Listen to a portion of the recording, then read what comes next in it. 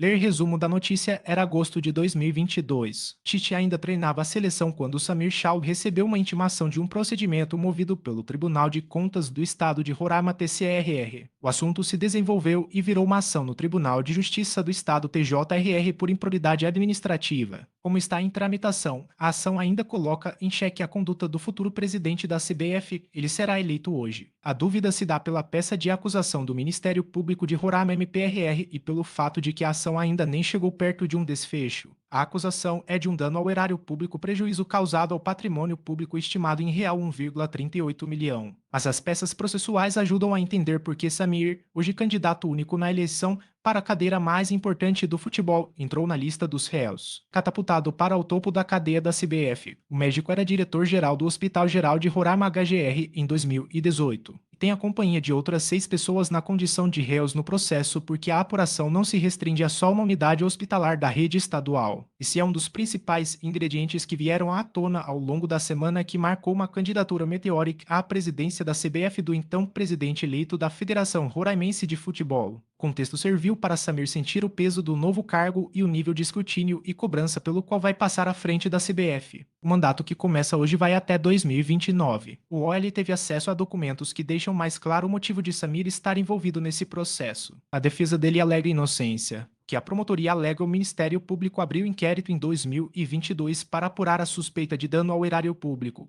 envolvendo servidores da Secretaria Estadual de Saúde de Roraima. A investigação mergulhou na relação contratual entre a Secretaria e a Cooperativa Brasileira de Serviços Múltiplos de Saúde, a Copebras. A ideia era verificar os plantões que foram pagos em decorrência desse contrato. Segundo a denúncia, ficou configurado o pagamento por plantões, exames e cirurgias sem qualquer respaldo legal e contratual. Ou seja, os serviços médicos eram inseridos nessa lista de pagamento da Secretaria de Saúde sem previsão no contrato. O documento ainda cita que, em alguns casos, havia aluguel de salas e equipamentos médicos. O trecho da investigação usado pelo MP no processo menciona a ausência de critérios técnicos no estabelecimento dos montantes pagos. O assunto ganhou corpo porque o trecho de um relatório feito em 2021 levantou outra dúvida. Será que os procedimentos foram, de fato, feitos? Foi daí que nasceu a suspeita de dano ao erário público. Como isso acontecia? A inspeção feita conseguiu identificar 29 médicos vinculados a Copebras que receberam remuneração pela eventual realização de procedimentos não acobertados em lei. A visão do órgãos de fiscalização e controle do Estado. Só seria possível inserir nas planilhas 2 formas de remuneração por serviços médicos, plantão de 12 horas e carga horária. Qualquer coisa fora disso já extrapolaria o que estava previsto em contrato. Como houve rubricas com pagamentos por exames, por exemplo, veio o problema. Segundo o MP, o desvio de finalidade não era a infração mais grave na execução do contrato. Existia uma dinâmica de informações e procedimentos na cobrança que deveriam estar casados. E não estavam. De um lado, a Secretaria de Saúde usava o número de atendimentos registrados e calculava e definia a quantidade de plantões a serem pagos mensalmente. Por outro lado, os médicos da Copebras apresentavam para pagamento a própria produção mensal, só que ela ficou fora do regime de plantão. Em vez de serem calculados os plantões de 6H ou 12H, a remuneração dos médicos era fixada por procedimentos individualizados. Isso contribuía, em tese, para o possível dano ao erário. A auditoria encontrou uma diferença entre o número de procedimentos informados pelos médicos e o número que a Secretaria de Saúde apresentava. Ou seja, há 2 linhas de serviços indevidos, os que eram feitos fora do contrato e os outros cuja comprovação não foi encontrada. De quem era a responsabilidade?